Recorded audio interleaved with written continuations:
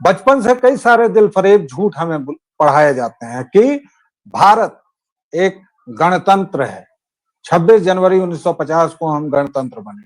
कि भारत 26 अगस्त 1950 को तो गणतंत्र बना, लेकिन इसे आजादी मिली 15 अगस्त 1947।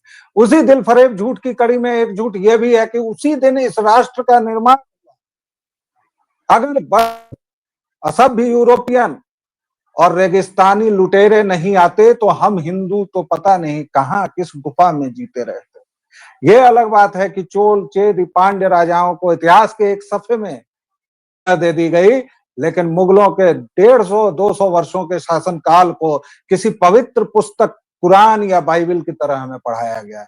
एक दिलफरेब झूठ यह भी है कि हिंदू बहुसंख्यक हैं इस देश में, और तथाकथित तौर पर यहाँ पर मुसलमान अल्पसंख्यक हैं, उनके साथ बहुत अन्याय हो रहा है। एक दिलफरेब झूठ यह भी है कि हमारे देश में बराबरी है। एक दिलफरेब झूठ यह भी है कि न्यायपालिका से न्याय मिलता है। एक दिलफरेब झूठ यह भी है कि हम धर्मनिरपेक्ष राज्य में हैं। नहीं, हम शरिया वाले राज्य में हैं, और कुछ दिनों में हिंदुओं को बस जजिया देना पड़ेगा, बाकी सब चंगा सी।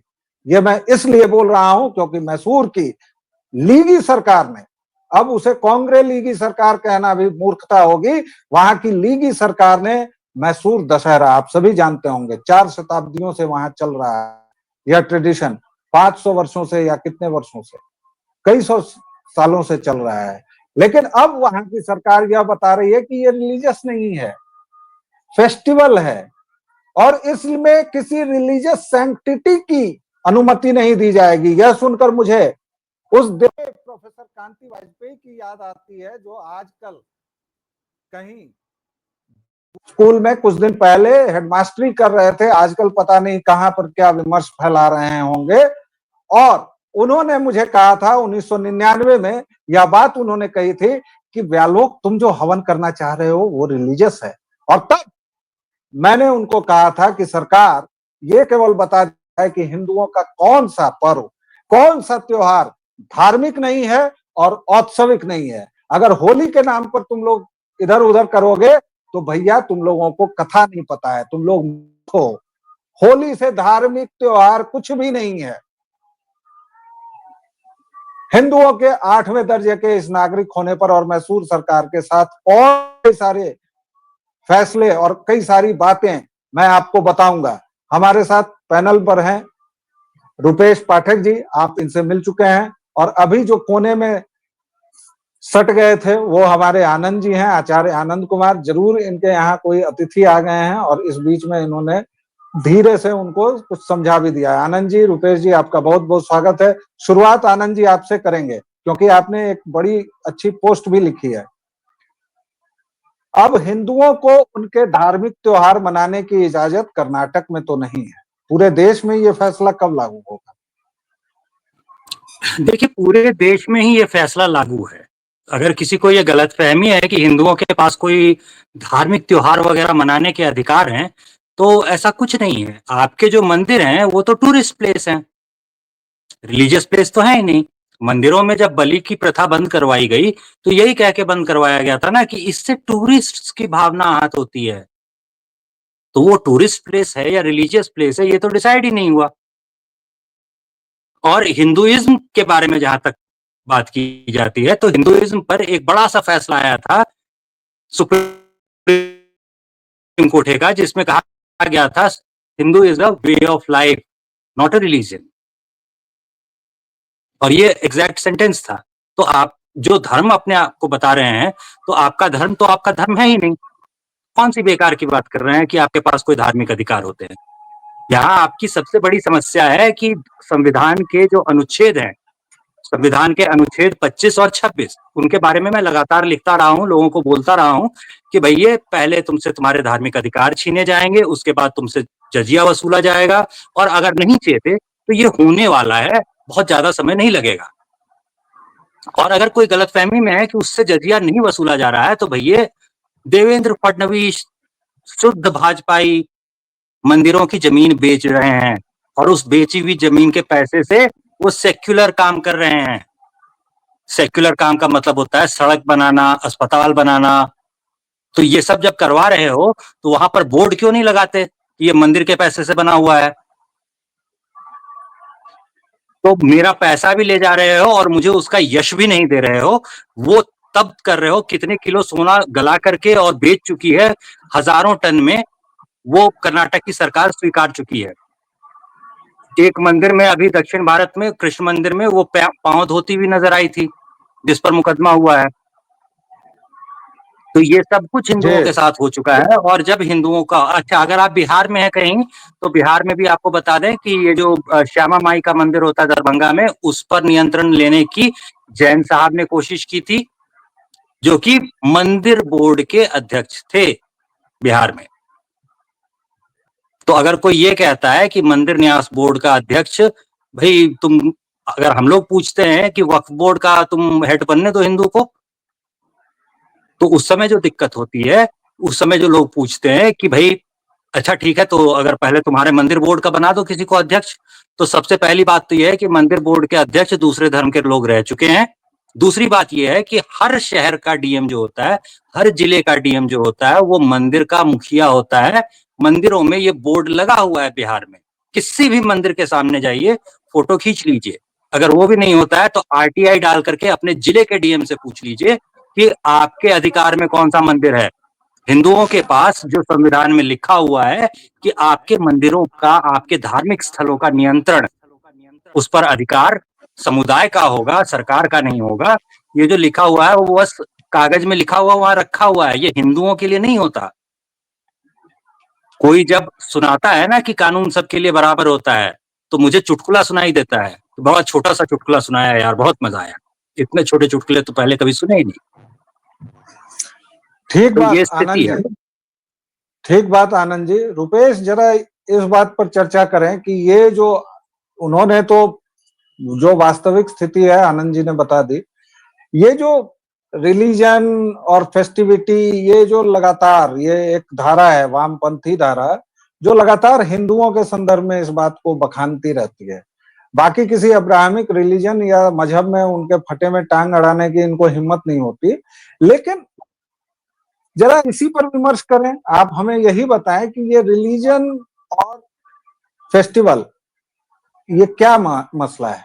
क्यों ऐसा क्यों करते हैं ये लोग? देखिए, ये आनंद जी ने बहुत शानदार बातें कही कि एक तो घालमेल है हिंदू धर्म को लेके, जो खासकर जो एक विशेष तरह की उदारता है, वो एक बहुत बड़ा संकट है। मुफ्ती मोहम्मद सईद इस देश के गृह मंत्री थे और जयपुर में कुछ बच्चियां उनको तिलक लगाना चाह रही थी। वो एक सामान्य सांस्कृतिक कार्यक्रम था और मुफ्ती मोहम्मद सईद ने अपना माथा पीछे हटा दिया। मुफ्ती मोहम्मद सईद को इस देश ने गृह मंत्री बनाया था इस देश का। और हमारे यहाँ नेताओं के हाल ये है कि एनटी रामाराव ने सिर्फ टोपी नहीं पहना, वो जाली वाला टोपी, उन्होंने नमाज भी पढ़ी मस्जिद में। तो देखिए, एक बहुत बड़ा मसला ये है कि हिंदू धर्म को अपनी जो बिटवीन द लाइन्स है ना, कई बार उसको पता ही नहीं कि कितना उदार होना है और किस लेवल पे। कई बार हम बहुत कैजुअल हो जाते हैं धार्मिक मामलों को। और जैसे अभी आनंद जी कह रहे थे कि मंदिर में आप कई बार मंदिर में लोगों को इस तौर पे आने के लिए मना नहीं करते हैं कि वो टूरिस्ट हैं। तो एक बड़ा संकट ये है कि धर्म को जहां तक देखने की बात है, और तो मुझे लगता है कि एक स्पष्ट विभाजन होना बहुत जरूरी है धर्म को लेके, और खासकर जो धर्म के अगल बगल जो एक आवरण बना हुआ है उसको लेके। लेकिन तब हम लोग अब्राहमिक न बन जाएंगे? ये सवाल आप दोनों से, पहले रुपेश आप जवाब दे दीजिए, फिर आनंद जी के पास जाऊंगा। जैसा कि कई लोग कहते हैं, बड़े प्रेम से कहते हैं कि भाई अगर हम लोगों ने अपने धर्म के लिए एकदम कठोर नियम बना दिए, तो क्या हम लड़ते लड़ते उनके जैसे ही नहीं हो जाएंगे? इसका जवाब पहले रुपेश जी आपसे, फिर आनंद जी आपसे।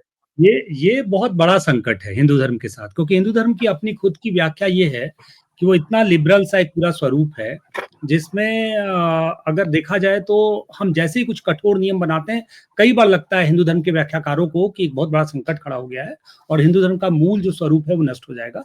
लेकिन मुझे लगता है कि जैसे एक स्वाभाविक तौर पे, एक नैसर्गिक तरीके से तमाम कीटनाशकों से एक जो फल होता है वो अपनी सुरक्षा करता है बिना किसी पेस्टिसाइड के भी, उसी तरीके से हिंदू धर्म को भी अपने लिए एक मैकेनिज्म जरूर तैयार करना चाहिए जो एक लिमिट हो, उस लिमिट के आगे कम से कम हम तन के खड़े हो पाए और ये कह पाए कि बस ये एनफ है या इससे ज्यादा नहीं संभव। कमाल की बात की आपने, एक मैकेनिज्म हो और दूसरी तरफ ये भी कि क्या हम वैसे अब्राहमिक ना हो जाए। मैकेनिज्म तो है, हिंदुइज्म के बारे में ये कहा जाता है कि भाई वो कछुए तरह होता है, जब उस पर आक्रमण आते हैं अंदर सिकोड़ लेता है और फिर बाद में कोऑप्ट कर लेता है, और यही मूल समस्या है। भाई हमने बुद्धिज्म को एडॉप्ट कर लिया, चलो दशावतार में ही तुमको शामिल कर लिया, हो गया, बुद्ध कहाँ रहे। जैनिज्म को एडॉप्ट कर लिया, सिखिज्म हमने एडॉप्ट क्या करना था, वो हमारा ही पार्ट ही है। उसी तरह वेदांत से लेके और उपनिषद तक सब कुछ हमने समेट लिया। इस्लाम के साथ आपने ये करने का प्रयास किया तो एक अधकचरा बच्चा पैदा हुआ, सूफीइज्म, जिसकी आड़ में मोइनुद्दीन से लेकर निजामुद्दीन तक ने न जाने कितने अत्याचार किए इस देश की जनता पर, और क्या क्या नहीं लिखा। छाप तिलक मिटाने तक की बात की, जो तिलक मैं लगा रहा हूं, और उस पर हम हिंदू कैसा नाचते हैं। छाप तिलक सब छीनी रे मुझसे नैना मिलाए, क्या आय हाय, खुसरो ख्वाजा, आहा, बिरयानी, दही की सेवइयां, ईद की सेवइयां। आनंद जी बताइए महाराज, क्या सीन है ये सब। हाँ, मतलब पहले तो मैकेनिज्म तो है ही, आपके और दूसरा क्या जी, दो बातों पर मेरा ध्यान चला गया। पहला तो आपका जो ये सवाल था कि हम भी उनके जैसे नहीं हो जाएंगे क्या, तो ये सवाल जो था ना, ये अर्जुन ने किया था भगवान श्री कृष्ण से। तो भगवान श्री कृष्ण से अर्जुन एग्जैक्टली यही पूछते हैं। पहले अध्याय में देखिए, 38वां 39वां श्लोक है, पहले ही अध्याय में पूछा हुआ है, और वहां पर ये लिखा हुआ आपको मिल जाएगा। वहां पर अर्जुन पूछ रहे होते हैं कि हे पार्थ, सॉरी, हे कृष्ण, पार्थ तो अर्जुन का नाम होता है, हे वासुदेव। हाँ, तो हे वासुदेव बताइए कि ये तो धर्म को नहीं जानते, ये लोभवश अपने ही सगे संबंधियों को मारने पर तुले हैं, मगर हम तो समझदार हैं। इस पाप कर्म से बचना नहीं चाहिए। ये एग्जैक्टली लिखा हुआ है, ये एग्जैक्टली अर्जुन का प्रश्न है। और 2000 सालों से जो किताब तुम्हारे पास है, उस किताब में इसका आगे का उत्तर तुमने नहीं पढ़ा। कैसे नालायक हो गए। जरा पढ़वाइए, जरा वो पढ़वाइए, भगवान ने क्या कहा अर्जुन से। भगवान मुझे तो केवल इतना याद है, क्लैव्यम मास्म गमा पार्थ, पार्थ क्लीव ना बनो। यहाँ क्लीव शब्द का जो अर्थ होता है वो होता है क्रॉस ड्रेसर। नपुंसक लिखा हुआ पाया जाता है, क्योंकि बहुत ही सेकुलर अर्थ बताना होता है, तो यहाँ पर क्लीव का एग्जैक्ट अर्थ होता है क्रॉस ड्रेसर। कहीं इस वीडियो पर आप ये सब न करवा दें, कार्रवाई न करवा दें भाई। आजकल 8-9 जेंडर होते हैं, पता नहीं कौन करेगा कार्रवाई, कौन करेगा कार्रवाई। करके तो देखे, मेरे पास बकायदा आचार्य की डिग्री है। ओके, लेकिन अभी की बात नहीं करेंगे, आप पहले उस पर जाइए, सवाल का जवाब। संस्कृत के शब्दों का अर्थ बताने के लाइसेंस है मेरे पास। लेकिन आप उस प्रश्न पर जाइए आचार्य। तो भगवान ने कहा कि भाई जब प्रश्न भी लिखा हुआ है और उत्तर भी लिखा हुआ है कि ये हिजड़ों जैसा व्यवहार क्यों कर रहे हो, छक्के हो क्या, तो बड़े प्यार से तो नहीं कह रहे होंगे।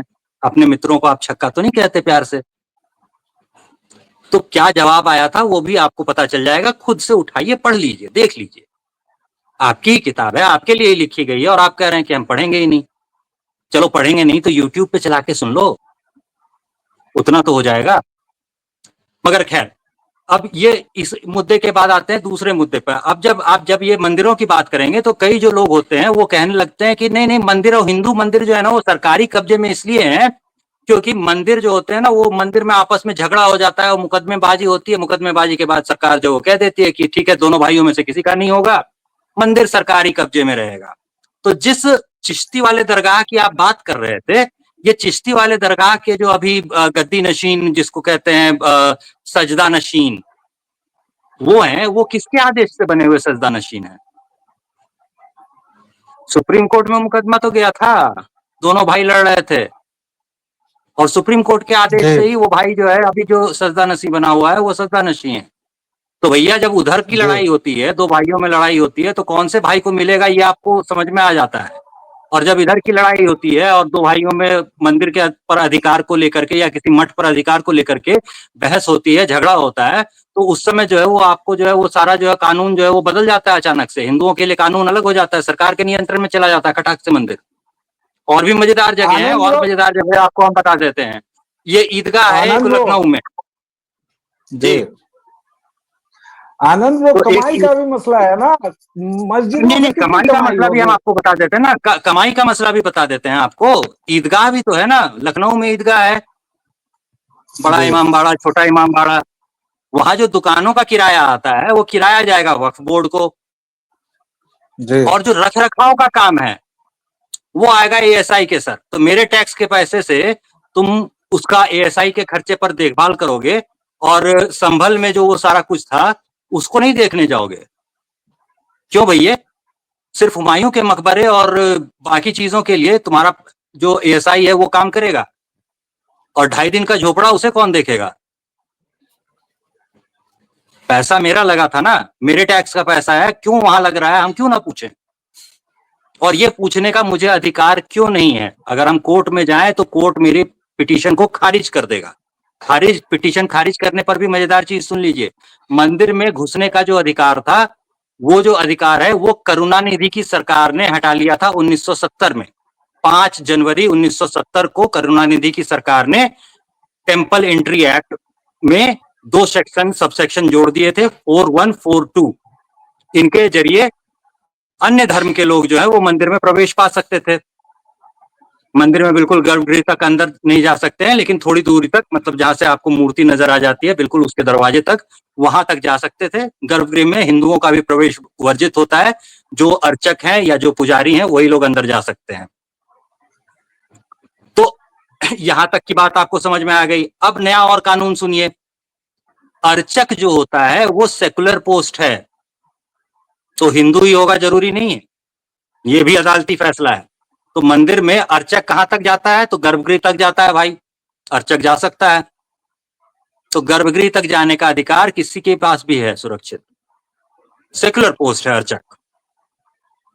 अब किस हिसाब से अर्चक सेकुलर पोस्ट होती है ये पता नहीं। मूर्ति पूजा में अगर विश्वास नहीं है, विग्रह को वो साधारण मूर्ति मानता है, तो फिर वो अर्चक कहां रह गया? और अगर नहीं मानता है, विग्रह को अलग मानता है जिसमें प्राण प्रतिष्ठा हो चुकी है, इस विग्रह में और साधारण मूर्ति में वो अंतर मानता है, तो फिर वो सेकुलर नहीं रह गया। दोनों में से एक ही बात होगी ना। लेकिन अदालती फैसला है कि अर्चक जो है वो सेकुलर पोजीशन है, तो ये अदालती फैसला भी आपके सिर पर थोपा जा चुका है। और आप क्या कर रहे थे? आप हिंदू थे, चैन से सोए हुए थे, नहीं, हम तो कान में तेल सेकुलर डाल हैं। के। हम हिंदू नहीं हैं, हम सेकुलर हैं। आप लोग सब कम्युनल सब हैं, हमको तो बेकार फंसा दिए हैं। देखिए दर्शकों श्रोताओं, एक बात तो तय है कि मैं 2-4 घटनाएं और बता दूं और उसके बाद मैं रुपेश जी के पास जाऊंगा। गुरुवायूर मंदिर है केरल का, उस मंदिर में जास्मीन जफर नाम की एक इन्फ्लुएंसर सो कॉल्ड, मैं तो आजकल के शब्दों से परेशान हूं कि मैं आप लोगों के लिए नए शब्द बनाऊं तो आप लोग, इन्फ्लुएंसर क्या होता है यार? Bloody who is influencer? अरे राजेंद्र प्रसाद इन्फ्लुएंसर होंगे? सड़ो, इन लोगों की क्या औकात है, क्या बिसात है भाई। खैर, तो इंस्टा पर नाचने वाली गाने वाली एक जो भी महिला या बच्ची जो भी है, मोहम्मद मादा, वादी जास्मीन मादा, जफर। मादा उचित शब्द है, मादा। हाँ, तो वो मादा जो है जास्मीन जफर गुरुवायूर मंदिर में गई और वहां के तालाब में बढ़िया सा रील वील बनाया और पवित्र कर दिया। अब 6 दिनों का शुद्धिकरण कार्यक्रम होगा और बहुत सारी चीजें होंगी। और फिर से हिंदुओं को कहा जाएगा कि आप लोग तो छुआछूत करते हैं, ये लोग छूत करता है, गंदा लोग सब है। लेकिन इसी के हलाल साथ खाते समय नहीं होता वही छुआछूत, कर्नाटक हलाल सरकार खाते ने समय वो भानु, छुआछूत नहीं होता। और आपके यहाँ से धीरे धीरे झटका की दुकानें गायब हो गई हैं। अब मुझे दरभंगा में नहीं दिखती हैं, पहले 5 दुकान दिखती थी, अब नहीं दिखती है। एनीवे, अयप्पा के समारोह में अयप्पा मंदिर को इन लोगों ने किस तरह भ्रष्ट किया वो पता है, सुप्रीम कोर्ट के निर्देश में। उसमें ईसाई स्टालिन क्या कर रहा है? और अगर वो ईसाई नहीं है तो कम से कम वो घोषित तौर पर हिंदू द्रोही तो है ही, उसके पूरे खानदान का चिट्ठा है करुणानिधि से लेकर, और इन लोगों का जो बौद्धिक बाप है रामास्वामी, जिसको ये लोग पेरियार कहते हैं, और वो भी वर्शिपिंग फॉल्स गॉड्स का एक नतीजा है। वो रामास्वामी तो बाकायदा भाई लिस्ट देता था चेले चपाटों को कि आज तुमने 12 शिखाएं काटी हैं, कल तुमको 25 काटनी है। इतना हेट्रेड 70 वर्षों से ये लोग घृणा पाल रहे हैं। रुकिए। ये जो रामास्वामी था, ये जेल गया था संविधान जलाने के लिए, ठीक है। तो एक साथ जो लोग पेरियार भी बोलने लगते हैं और एक साथ उसी के साथ अंबेडकर भी जोड़ देते हैं, उन लोगों को भी थोड़ा चेतने की जरूरत है कि भैया अंबेडकर ने जो संविधान बनाया था उसको तो जलाने की बात कर रहा था पेरियार, और उसके लिए जेल गया था। और यही नहीं, रामास्वामी ने और भी कई कांड किए थे, नेहरू की हत्या मैं करवाना चाहता हूं वगैरह वगैरह, और उसके व्यक्तिगत जीवन पर तो मैं कोई प्रकाश ही नहीं डालूंगा। रुपेश जी, ये सारी चीजें होती हैं हिंदुओं के साथ, लेकिन ये बड़ा दार्शनिक प्रश्न है। आनंद भाई, रुपेश जी को हम लोग सुनेंगे, उसके बाद आपसे आएंगे, और दार्शनिक स्तर पर आप अगर व्याख्या करेंगे तो ठीक, आप व्यावहारिक स्तर पर करना चाहें तो कीजिए। प्रश्न है, सनातन की इस विशेषता को अच्छा माना जाए या बुरा माना जाए कि सनातन परमानेंट जायद भाव में रहता है, फर्क नहीं पड़ता है। मंदिर पर कब्जा हो गया, विधर्मी चढ़ गए, अच्छा चढ़ गए, जायद। अपने व्यक्तिगत आचरण में जो इतना कठोर है, इतना बद्ध है, वह अपनी फिलॉसफी में इतना बृहत कैसे हो जाता है? रुपेश जी, आपसे शुरू करेंगे और फिर आनंद भाई इसको कंक्लूड करेंगे, इस चर्चा को।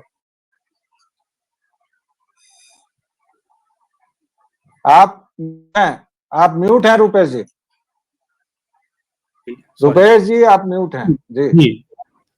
मैं जिसको इसको इस तरह से समझता हूं कि शायद इस भीरूपना को या इस कायरपन को हम कम से कम सनातन से हम लोगों ने जोड़ना शुरू कर दिया। उसके पीछे वजह यह है कि सनातन की जो समझ है या उसका जो अध्ययन है या उसका जो अभी आनंद जी कह रहे थे कि हमने खुद अपनी 2000 साल पुरानी किताबों को नहीं पढ़ा या उसको लेके खास तरह की उपेक्षा जो है वो है, वरना सनातन तो कभी इस तरह की सीख या इस तरह का उसके पूरे के पूरे दर्शन जो एक तरह से उससे जो जनता है, जो सनातन से जो निकलता है, उसमें कहीं पे भी इस तरह का भीरूपन नहीं है या इस तरह का जो उपेक्षा का भाव है अपने अगल बगल घट रहे तमाम चीजों को लेके।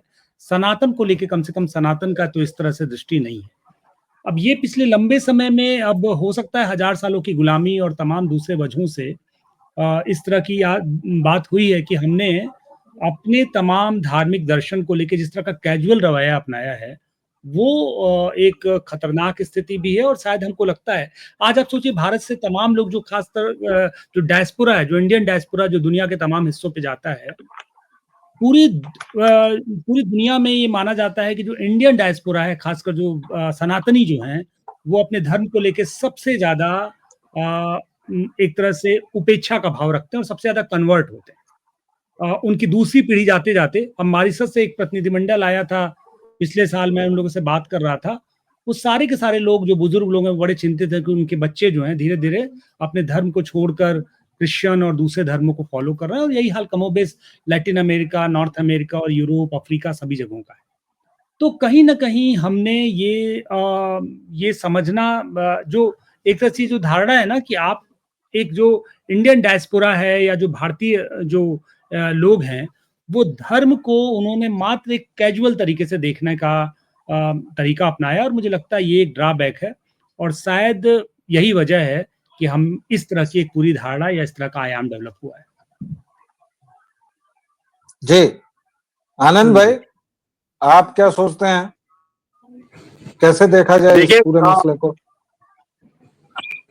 इस पूरे मसले को समेटने के लिए एक दो घटनाएं, एक दो चीजें याद कर लेनी चाहिए। कैसी चीजें याद कर लेनी चाहिए? तो एक जो घटना होती है वो होती है सोमनाथ मंदिर के बाहर देखिए तो एक घुड़सवार की आपको तस्वीर दिखेगी, तस्वीर नहीं मूर्ति दिखेगी। तो वो जो घुड़सवार की मूर्ति है वो वहां सोमनाथ मंदिर के बाहर क्यों लगी है? तो वो सोमनाथ मंदिर के बाहर इसलिए लगी है क्योंकि एक 16-17 साल का लड़का था, वो घर लौटता है और भाभी को बोलता है भाभी जल्दी खाना दे दो, और भाभी यहाँ मजाक करती हैं तो भाभी ने मजाक में कहा कि जल्दी तो ऐसे मचा रहे हो जैसे खाना खाते ही दौड़कर सोमनाथ मंदिर बचाने निकलोगे। तो लड़का था, वो पूछता है कि क्या हुआ, उसे खबर नहीं थी कि क्या हुआ। तो वो पूछता है कि क्या हुआ, तो उसे पता चलता है कि इस्लामिक फौज आ रही है सोमनाथ मंदिर तोड़ने के लिए। ये लड़का घुड़सवार जो था वो खाना वैसे ही छोड़ करके और घोड़ा लेकर के दौड़ जाता है कि अब तो खाना छोड़ करके दौड़ना होगा मंदिर बचाने के लिए। और इस लड़के की अच्छी सी कहानी है, अगर कभी कोई पढ़े तो उसको पता चलेगा। रात भर के लिए जब जिस रास्ते से वो गुजर रहा था, उस रास्ते पे एक लड़की से उसकी मुलाकात होती है, एक कन्या से मुलाकात होती है, और रात भर के लिए वो कहती है कि भाई अगर मेरा वर होगा, मेरा जो जिससे मेरा विवाह होगा वो ऐसा ही होना चाहिए, तो मुझे इससे ही विवाह करना है। फिर उसकी शादी उससे होती है, रात भर के लिए शादी होती है। सुबह वो उठ करके फिर से जाता है लड़ाई में। 150 सिपाही थे, 2000 10,000 की फौज जो इस्लामिक फौज थी, उसके सामने क्या हुआ होगा वो अंदाजा लगाना कोई नामुमकिन नहीं है। लेकिन वो लड़ता रहा वहां पे आखिरी मौके तक, इसीलिए उसकी मूर्ति वहां पे लगी हुई है। और अगर ये नहीं याद आता तो फिल्में तो देखी होंगी भाई, फिल्में तो देखी होंगी। अभी हाल में संभाजी नाम की एक फिल्म आई थी, बड़ी प्रसिद्ध फिल्म थी। संभाजी फिल्म में जो नहीं दिखाया गया, जो कहानी होती है, उसमें जब आप पढ़ेंगे तो पता चलेगा कि जब मुगल जो सिपह सालार था उसको मारने के बाद एक हाथ कट गया था इनका, तानाजी का। तानाजी का एक हाथ कट जाने के बाद, और जब उस मुगल सिपह सलार को उन्होंने मार गिराया, उदय भान को, और खुद भी जो है वो गिर पड़े, घुटने टेक दिए, तो जो सिपाही थे उनके साथ, जो मराठा सिपाही थे, 50-60 सिपाही लेकर के ही चढ़े थे, उसमें से भी कई मारे जा चुके थे। उन्होंने जब देखा कि भैया तानाजी गिर पड़े हैं, तो वो लोग भी भागने के क्रम में आए। तो वहां पर एक सालार मामा होते हैं, और ये मराठी में कहावत होती है, इतना प्रचलित है ये। तो वो जो सालार मामा होते हैं वो चिल्लाकर कहते हैं कि अबे तुम्हारा बाप वहां मरा पड़ा हुआ है और तुम पीठ दिखा करके भाग रहे हो। जिस चीज के लिए वो मर गया, उस चीज के लिए लड़ने की तुम्हें हिम्मत नहीं है। और इस बात पर जो मराठा सिपाही होते हैं, जो 25-50 बचे थे, 25-30 बचे होंगे, 60 तो चढ़े ही थे, तो वो जो 25 बचे हुए थे, उन्होंने फिर किसी तरह से किले का दरवाजा खोला और मराठा फौजें अंदर घुस पाई। तो हिंदुओं को भी ये याद दिलाना पड़ेगा, सालार मामा को फिर से जिंदा होना पड़ेगा और किसी ना किसी को पूछना पड़ेगा, अबे तुम्हारा बाप वहां मरा पड़ा है, जिस मंदिर के सामने देखोगे वहां तुम्हारा बाप मरा पड़ा है, और तुम उसके सामने से पीठ दिखा के भागने की बात कर रहे हो और सोच रहे हो कि जायद कोई और देखेगा। क्यों? बाप जिस चीज के लिए लड़ता हुआ मर गया, उसके लिए लड़ने की हिम्मत नहीं है तुम में, कायर कहीं के। नीचता की पराकाष्ठा पे हैं हिंदू। बिल्कुल लतखोर हैं हिंदू, सोए हुए हैं, मुर्दा हैं हिंदू। और अगर किसी हिंदू में तनिक भी आत्मसम्मान बचा है तो अपनी अगली पीढ़ी को, और सबसे ज्यादा मैं दोष देता हूं हमारी पीढ़ी को, जिसके 3 नुमाइंदे आपके पास हैं। आखिर हमें वो श्लोक कहाँ से आ गए, आखिर हमें वो ज्ञान कहाँ से आया है? क्योंकि हमने अपने पिता को नहाते हुए, कुछ श्लोक पढ़ते हुए, अपनी माँ को तुलसी पर जल चढ़ाते हुए, सूर्य को जल देते हुए और कुछ ऐसे काम करते हुए देखा, इसलिए हमारी रगों में वो बैठा। अगर हम अपनी अगली पीढ़ी को वो नहीं दे पा रहे हैं, अगर हम अपने घर में इस महान मूर्खता को कंटिन्यू कर रहे हैं कि महाभारत रखने से द्वंद्व हो जाता है, झगड़ा हो जाता है, तो हमारे जैसा मूर्ख कोई नहीं है। यहाँ तक कि अगर मैं अभी ये बात कहूं तो हो सकता है कि मीम और ट्रोल का मसाला बने कि इलियड, होमर ने जो इलियड लिखी है, उसमें अगर आप तत्वों को देखेंगे तो महाभारत से मिलते जुलते पाए जाएंगे, और दोनों का रचना काल भी बड़ा ठीक ठाक समय का है। सीरिया में 3000 वर्ष पुरानी आप सभ्यता के, आपकी मतलब सनातन सभ्यता के निशान मिल रहे हैं। पूरा वियतनाम से लेके पूरा साउथ ईस्ट एशिया आपका था। कभी ब्रह्म देश था, उसको पहले बर्मा बनाया आपने, फिर म्यांमार बनाया। और आज हिंदुओं के पतन की ऐसी सीमा है कि आज हिंदू ये मानते हैं कि 1947 में ये जख्मी, आधा कटा फिटा जो भौगोलिक स्वरूप हमें दिया गया, वो देश था। भाइयों, बहनों, साथियों, इसलिए कहा ये कोई चुनावी रैली नहीं है, ताकि हम इससे आप जिस तरह भी कनेक्ट कर रहे हैं, हमारे अतिथियों से जैसे भी कनेक्ट कर रहे हैं, इस चीज को समझिए। बहुत पीड़ा से हम तीनों ये बोलते हैं कि हिंदू लतखोर है, ऐसा नहीं बोलना चाहिए। हम आखिर हम उसी सनातन की पौध के हैं, लेकिन हम हमारे मंदिरों में कोई कब्जा कर ले रहा है, जायद। हमारे यहाँ अयप्पा के लिए सबरीमाला को अपवित्र किया गया, जायद। हमारे दही हांडी की ऊंचाई नाप लेता है सुप्रीम कोर्ट। हम बैठे हुए हैं, हमारे अंदर ये भाव ही नहीं जगता है कि सनातन को इस तरह आप नहीं कर सकते। तो जो रुपेश जी ने कहा कि एक रेखा खींचनी होगी, और आनंद जी ने तो आपको कई सारे व्यावहारिक नुस्खे बताए, मैं आपसे केवल एक नुस्खा कहता हूं, सनातनी बने और अपनी पहचान को छुपाना अपराध है। अपनी पहचान को please wear on your sleeves. और अब तो सेकुलरिज्म इन फैशन भी नहीं है, इन वोग भी नहीं है। आज अब तो आनंद जी का गमछा फैशन में है। मेट्रो में लड़के अब धोती पहन के जा रहे हैं, कहीं भी भजन शुरू कर रहे हैं और कहीं भी गा दे रहे हैं, श्री राम जानकी बैठे हैं मेरे सीने में।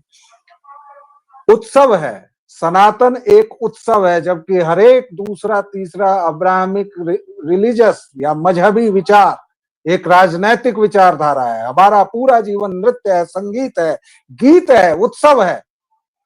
आपके यहाँ काले बुर्के, उदासी, अवसाद और केवल गलतियां हैं। हमारा पूरा जीवन उत्सव है। तो देवियों और सज्जनों, व्यालोकवाणी पर अपना प्रेम बनाए रखें। हमारे दोनों पैनलिस्ट का मैंने पहले परिचय कराया, मैं अब इंट्रोडक्शन भी नहीं देता हूं, लेकिन आप लोग इनको जानते हैं। बहुत बहुत धन्यवाद आचार्य आनंद जी, बहुत बहुत धन्यवाद रुपेश पाठक जी। आप लोगों का स्नेह बरस रहा है, बरसाते रहिए, लाइक और शेयर की कृपा करते रहिए, सब्सक्राइब भी करवाइए, बेल आइकॉन दबा लीजिए ताकि पहली सूचना आप तक पहुंचे। फिर लेंगे एक छोटा सा विराम ज्वलंत विषयों के साथ साथ।